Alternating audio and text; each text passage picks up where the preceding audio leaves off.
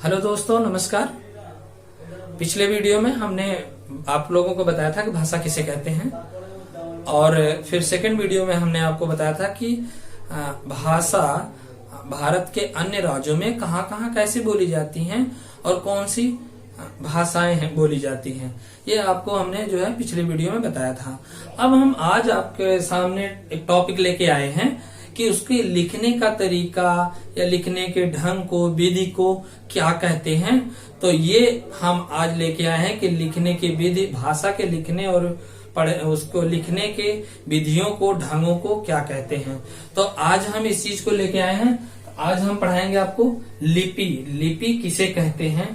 तो आप देखेंगे कि भाषा का मूल रूप जो लिखित है वो क्या है, लिपि कहलाती है।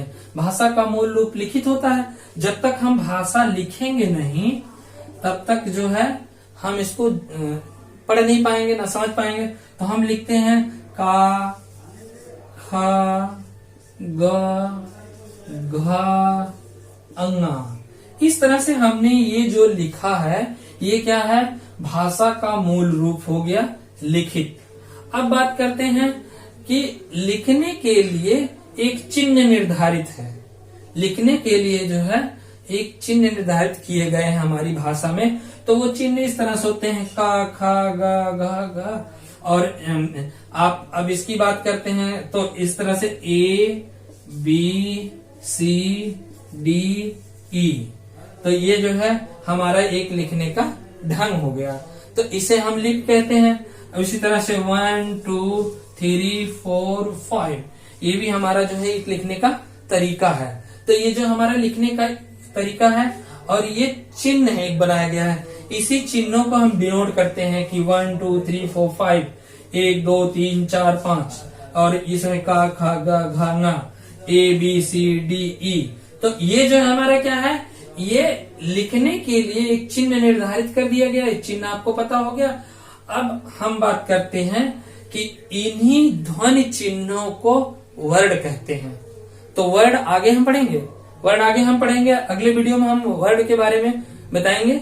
और आज हम देख रहे हैं कि ये जो है जो चिन्ह निर्धारित किए गए हैं इसे हम कहते हैं ध्वनि चिन्ह। एक ध्वनि हमने उच्चारण किया ना, क, ख, ग, घ, अंगा, A, B, C, D, E, 1, 2, 3, 4, 5। तो ये हमारा एक क्या है, ध्वनि चिन्ह है।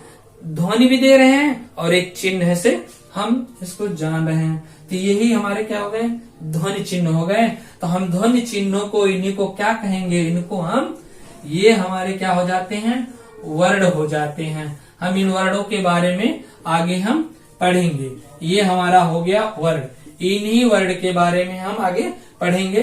ध्वनि के चिन्हों को वर्ड कहते हैं। आगे हम बात करते हैं इन्हीं ध्वनि चिन्हों के माध्यम से हम किसी भाषा को लिखते हैं या भाषा लिखी जाती है। जो हमारी ये चिन्ह है, इन्हीं चिन्हों के माध्यम से हम कोई भाषा लिख सकते हैं। हम इन चिन्हों के माध्यम से हिंदी भाषा लिख सकते हैं। इन चिन्हों के माध्यम से हम अंग्रेजी भाषा लिख सकते हैं। इन चिन्हों के माध्यम से हम मैथमेटिक्स भाषा लिख सकते हैं। तो इस तरह से ये जो हमारे चिन्ह हैं, इन्हीं चिन्हों के माध्यम से, जो ये ध्वनि चिन्ह है, इन्हीं ध्वनि चिन्हों के माध्यम से हम क्या लिखते हैं, एक भाषा लिखी जाती है। कोई भाषा को हम लिख सकते हैं। तो इस तरह से आप देखेंगे कि भाषा के लिखित रूप का जो आधार होता है वो क्या है। अब हम टॉपिक पे आ गए, मेन टॉपिक पे, कि भाषा का जो ये लिखित आधार है इसे हम क्या कहते हैं, ये लिपि होती है। क्या होती है, ये लिपि कहलाती है। यही हमारा देखिए आंसर यहाँ के हमारा निकल गया कि लिपि किसे कहते हैं, स्क्रिप्ट किसे कहते हैं, लिखित किसे कहते हैं, स्क्रिप्ट किसे कहते हैं। यहाँ आकर के हमारा ये जो है क्लियर हो गया कि भाषा के लिखित रूप का आधार उस भाषा की लिपि होती है। जिस भाषा में हम क्या है, उसका जो लिखित रूप का आधार है, ये आधार जो उसका लिखित रूप का आधार है, उस भाषा की वह लिपि कहलाती है। तो आज दोस्तों आप लोगों के समझ में आ गया होगा कि लिपि किसे कहते हैं। अब देखिए, इसी लिपि के माध्यम से हम अनेक, ये हमारे उसमें देखेंगे कि अलग अलग भाषाएं हैं, अलग अलग लिपियों में लिखी गई हैं। तो ये लिपि कौन सी हो सकती हैं? कुछ देखोगे आप, देवनागरी लिपि, आसु लिपि, खरोष्टी लिपि, रोमन लिपि। तो इस तरह से हम देखेंगे बहुत लिपि के बारे में भी हम आगे इसको विस्तार में पढ़ेंगे कि लिपि किसे कहते हैं।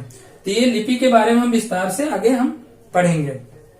तो अभी हम देखते हैं कि ये लिपियां हमारी, मान लो हमने हिंदी की बात करते हैं या संस्कृत की बात करते हैं, जो हमारी भारतीय भाषाओं का मूल भाषा है, तो उसको हम जो है अधिकांश हमारे भारतीय लोग जो है हिंदी बोलते हैं, तो हम हिंदी की बात करते हैं। तो हिंदी और संस्कृत हमारी किस लिपि में लिखी गई है? ये क्या है? देवनागरी लिपि में लिखी गई है। इसी तरह से हम अंग्रेजी की बात करते हैं तो अंग्रेजी रोमन लिपि में लिखी गई है। इसी तरह से हम और जो है कुछ हम चिन्हों की बात और करते हैं आशुलिपि के बारे में, तो वो आशुलिपि इस तरह से अगर लिख दी गई, ऐसे लिखी गई है कि ऐसे करके ऐसे लिख दी गई है, तो इसको हम राजेंद्र पढ़ सकते हैं। तो इस तरह से वो क्या, वो अपनी लिपि है। क्या लिपि है? ये आशुलिपि है। तो आज का टॉपिक हमारा दोस्तों यहीं तक रहा। और आप लोगों का मेरा वीडियो ये कैसा लगा, इसको आप पहले तो आप लोग सब्सक्राइब कर लीजिएगा और आप लोगों को ये लाइक भी करिएगा और लोगों को शेयर भी करिएगा। आज का वीडियो मैं आपसे होप करता हूँ कि आप लोगों को ये पसंद आएगा। Thank you.